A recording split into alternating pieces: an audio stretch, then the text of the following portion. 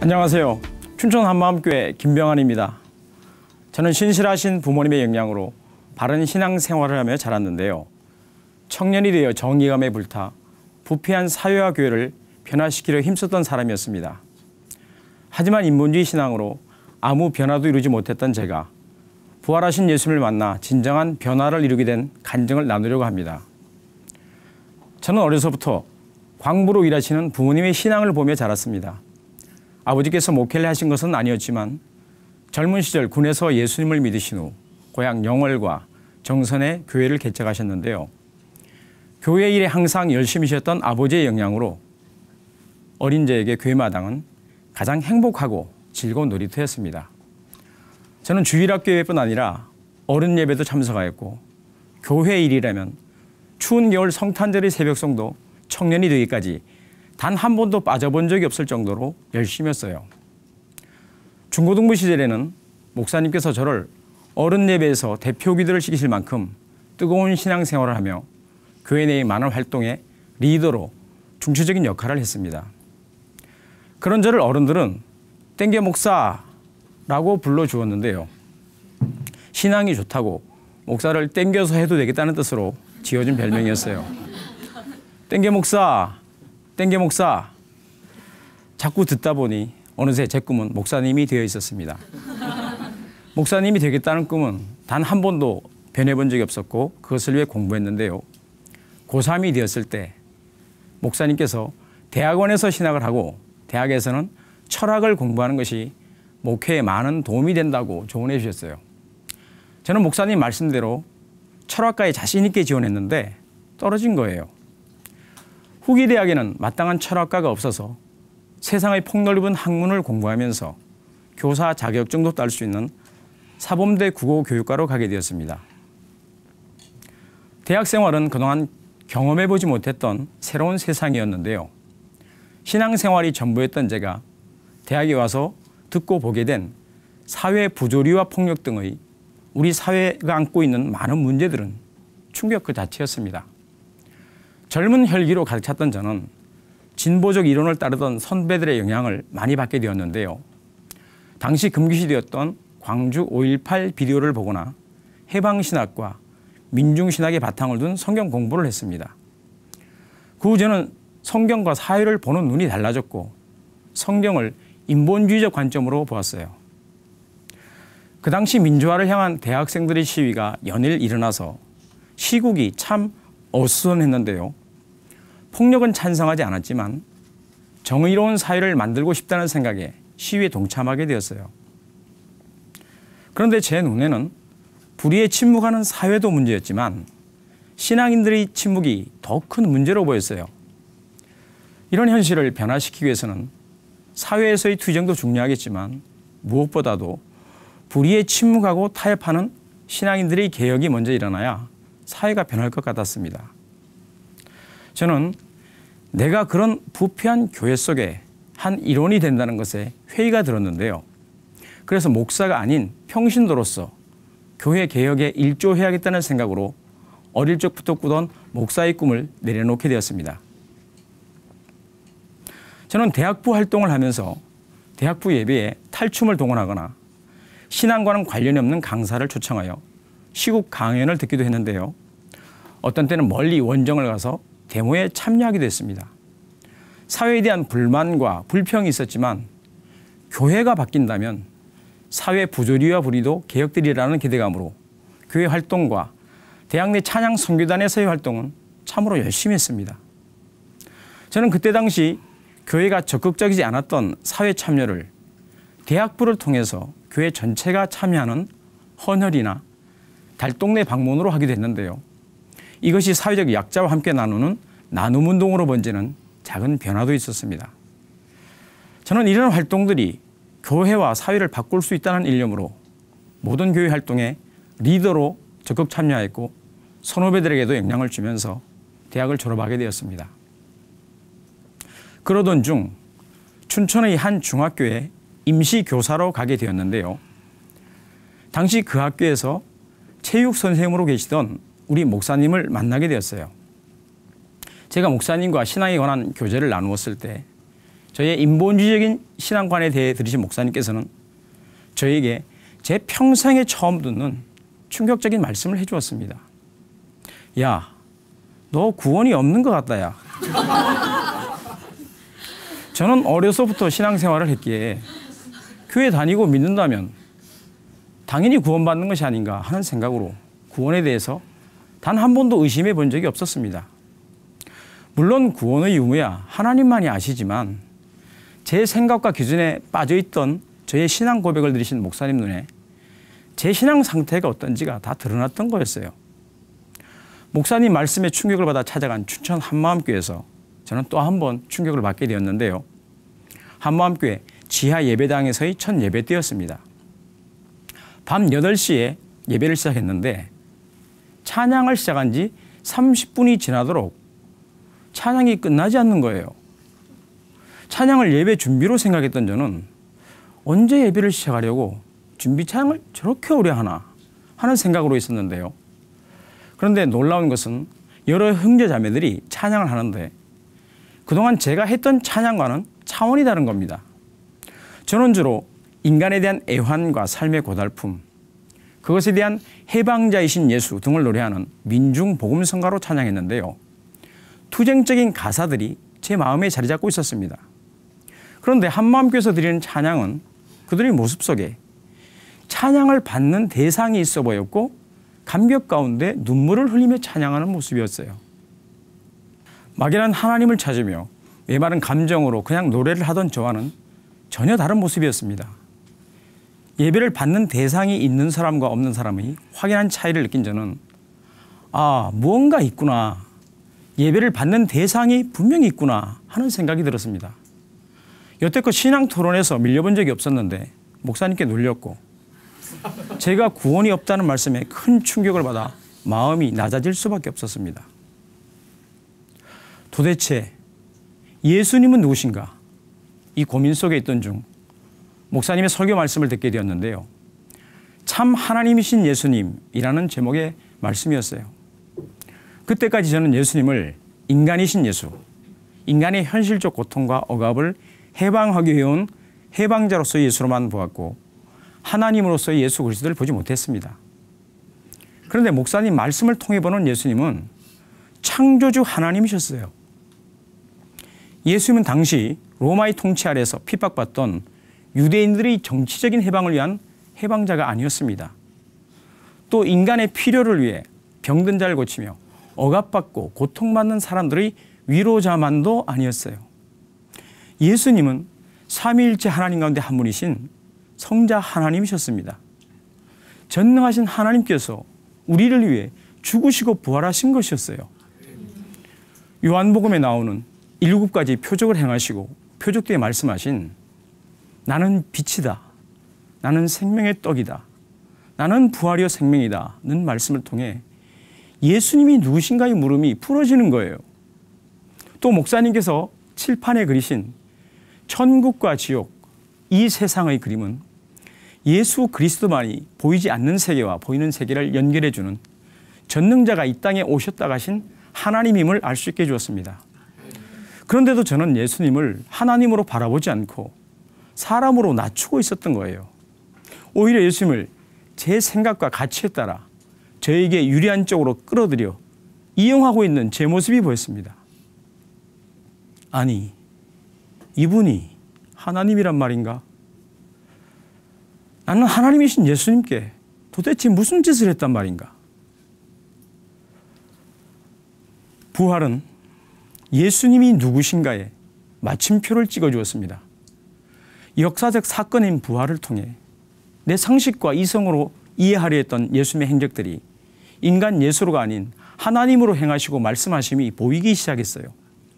부활을 몰랐기에 예수님이 하나님임을 인지하지 못했고 사람 중심의 신학에 빠져 있었던 겁니다.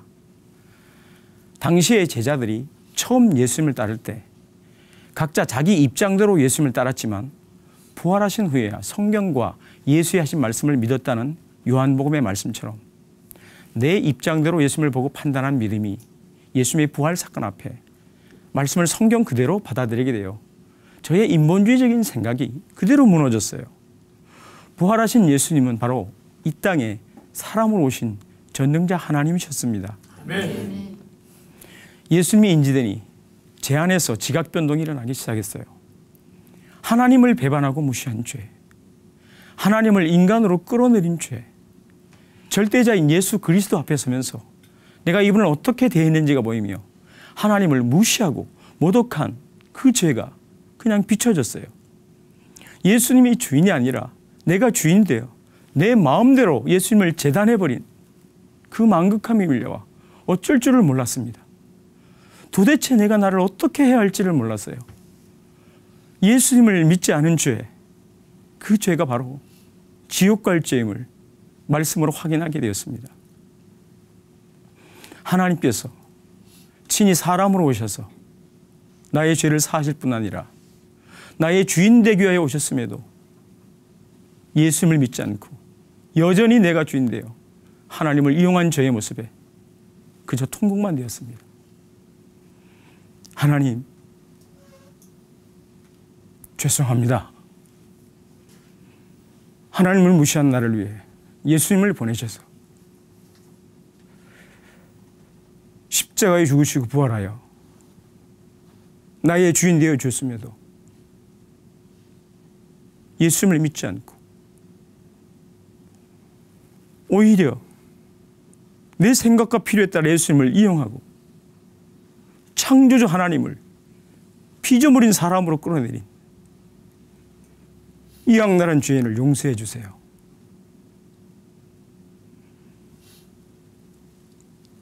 하나님을 무시하고 예수님을 믿지 않은 죄를 하나님 앞에 회개하게 되었습니다.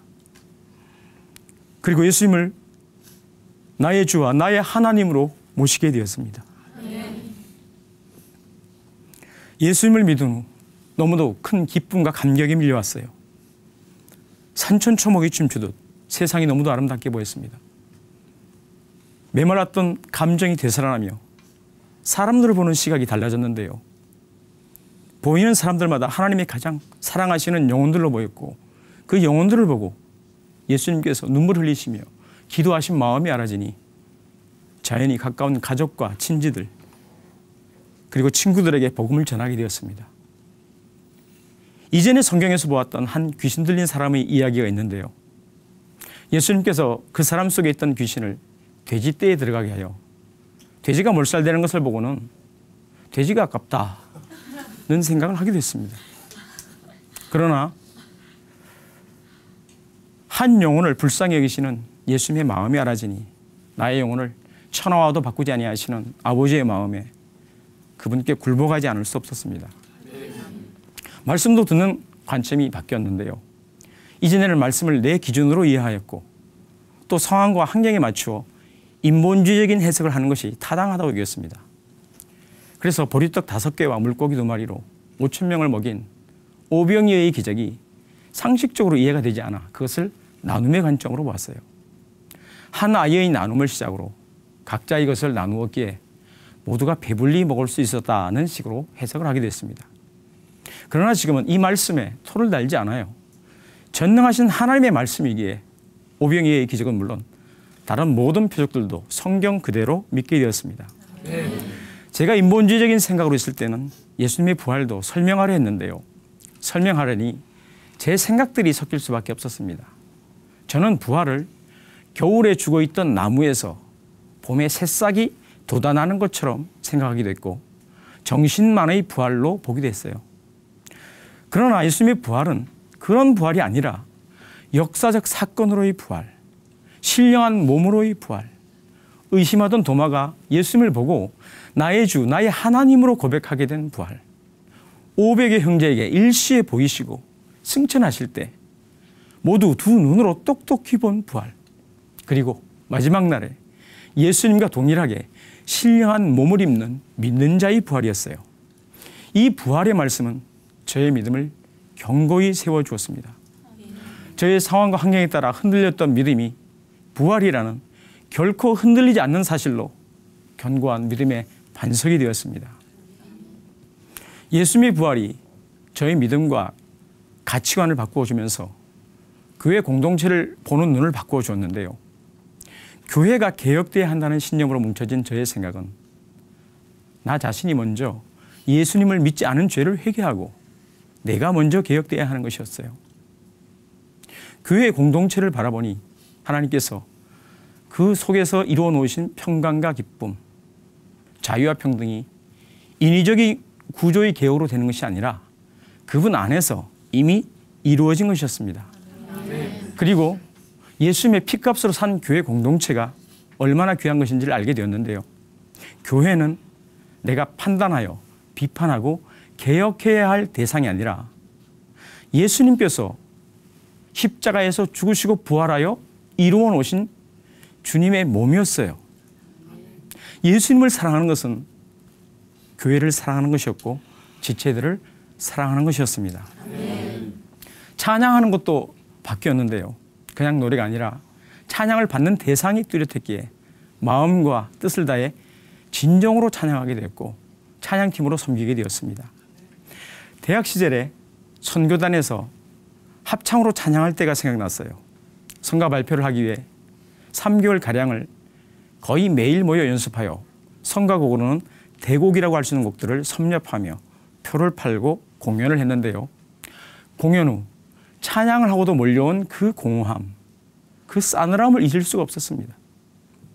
그런데 예수님을 인격적으로 만난 후 찬양팀으로 여러 교회와 대학에서 찬양 집회를 했는데요. 그때마다 너무도 큰 감격과 기쁨으로 채워주심에 감사하게 됩니다. 찬양팀으로 설 때 찬양하는 이 자리에서 내가 쓰러지더라도 내 생명 다해 하나님을 찬양하리라는 뜨거운 마음을 주십니다. 우리를 지으신 목적도 찬송을 받기 위함이기에 오늘도 생명 다해 찬양하게 하십니다. 저는 지금 찬양팀과 교회 버스 운행으로 교회 공동체를 섬기고 있습니다. 교회의 새벽 기도가 있던 처음부터 지금까지 새벽을 깨우며 찬양 인도를 하고 있는데요. 새벽 찬양을 준비하면서 가장 먼저 하나님을 찬양하는 특권을 주심에 감사와 감격으로 찬양하게 하십니다. 새벽마다 힘차게 찬양하는 모습을 본 어느 지체가 새파라고 불러주더라고요. 새벽부터 파바로티처럼 찬양한다고 붙여준 별명이었어요. 교회 버스 운행도 20년 이상을 하고 있는데요. 한 자리에서 꾸준히 섬기다 보니 늘 한결같이 그 자리에 있다고 천년바위라는 별명도 얻게 되었습니다. 차량을 운행하면서 영원한 하늘나라의 가족들과 함께하는 섬기는 직분을 주심에 감사하며 기쁨으로 감당하고 있습니다. 또 사회복지관의 한글 교실에서 한글을 배우지 못한 어르신들에게 한글을 가르치며 복음을 전하고 있습니다. 평생 교회를 다니면서도 글을 읽지 못하던 어르신들이 글을 깨치며 성경을 읽는 기쁨도 보게 하셨고 성경 구절로 한글을 가르칠 땐 아멘으로 화답하기도 하십니다. 저는 젊은 시절 교회와 사람의 변화를 인본주의적 관점으로 보았는데요. 사람의 변화는 세상의 프로그램이나 자기의 노력과 수고로 변하는 것이 아니었습니다. 부활하신 예수님을 저의 주인으로 모신 후 제 가치관이 바뀌었고 사람의 변화는 나부터의 변화임을 알게 해주었습니다.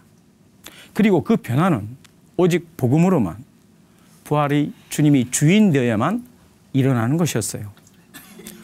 부활만이 모든 사람이 믿을 만한 증거이기 때문에 오늘도 부활하신 예수님을 증거하고 뜨겁게 찬양하며 살겠습니다. 감사합니다.